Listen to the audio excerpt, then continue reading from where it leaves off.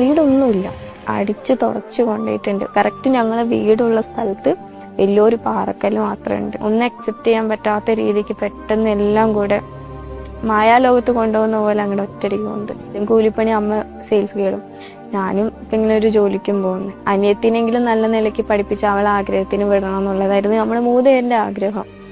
പിന്നെ എൻ്റെ കല്യാണം, അമ്മ ഏറ്റവും കൂടുതൽ അമ്മയും അച്ഛനും ആഗ്രഹിച്ചതെന്ന് എൻ്റെ കല്യാണം തന്നെ. അതിനു വേണ്ടി മാറ്റിവെച്ചതൊക്കെ എല്ലാം കൊണ്ട് വെള്ളത്തിൽ പോയി. ഉറങ്ങുന്ന സമയത്തൊക്കെ എന്താ പറയാ, ഒരു ചളി ഇങ്ങനെ മേത്ത് കയറി ഇങ്ങനെ കളിക്കുക. ഞാൻ ഒരു 2-3 ആവുന്ന സമയത്തൊക്കെ എണീറ്റിട്ട് ഞാൻ കിടക്കും. അച്ഛൻ്റെ മേത്ത് കൂടെ എന്തോ കഴുത്ത് വരെയൊക്കെ ചളി നിറഞ്ഞിട്ടുണ്ട്. എന്തൊക്കെയോ ഒരു സ്വപ്നങ്ങൾ ഇങ്ങനെ കണ്ടുകൊണ്ടിരിക്കാം. ജെൻസന്റെ കൈ പിടിക്കുമ്പോൾ ശ്രുതിക്ക് ഇനിയും ജീവിക്കണമെന്ന് മോഹം തോന്നും.